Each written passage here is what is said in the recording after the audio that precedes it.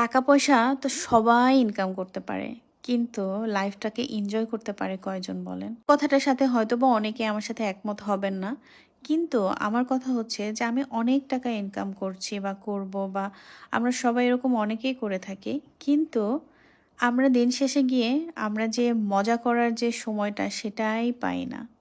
মানে সময়টাই সেই আসে না আর। শুধু টাকা পয়সা ইনকাম করলেই হয় না, মন মানসিকতাও লাগে সেটা খরচ করার জন্য, কাউকে কিছু গিফট করার জন্য, নিজেকে ভালো রাখার জন্য। ধরেন আপনার আজকে একটা জিনিস খেতে ইচ্ছা করছে, আজকেই খেতে ইচ্ছা করছে, সেটা যদি আপনি আজকে না খেয়ে আবার 10 দিন পরে খান, তাহলে কিন্তু সেটার মজা পাবেন না। মানে কথা, অনেকে কিন্তু আবার এরকম আছে, আমি দেখেছি যে অনেকের কাছে টাকা থাকা সত্ত্বেও অনেকে অনেক কিছু করে না।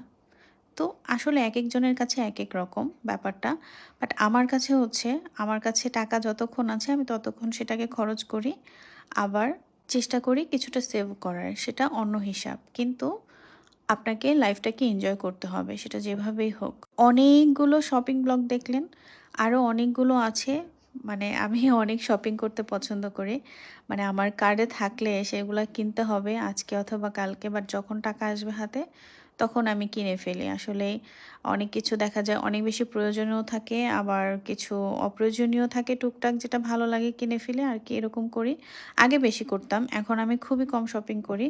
বাট তারপরেও শপিং ব্লগ আপনারা অনেকেই দেখেন আমার পেজে, আমি প্রচণ্ড শপিং ব্লগ দিয়ে থাকি।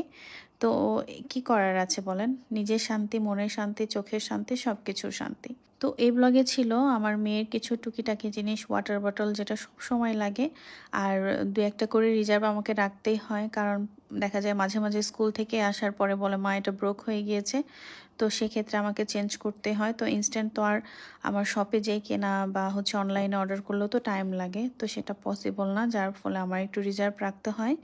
আর এখানে আছে কিছু ম্যাচিং টি শার্ট, লাইক আমার মেয়ের আর আমার হাজব্যান্ডের। তো দেখা যাক, এখন তো সামার, কোনো একটা কিছুর সাথে পেয়ার আপ করবো, আমার একটু প্ল্যান আছে। তো যার ফলে এগুলো নেওয়া। গ্যালারিতে অনেক বেশি ভিডিও হয়ে গিয়েছে, কোনটা রেখে কোনটা দিব আমি কিচ্ছু বুঝতে পারছি না। বাট তারপরও একটার পর একটা আপনাদেরকে সাথে শেয়ার করব। তো আমার কথায় কেউ মন খারাপ করবেন না, ভালো না লাগলে ইগনোর করবেন, ভালো লাগলে অবশ্যই লাইক কমেন্ট শেয়ার করে যাবেন। তো সবাই অনেক বেশি ভালো থাকুন, সুস্থ থাকুন। আসসালামু আলাইকুম, সবাইকে ভালোবাসা রইল।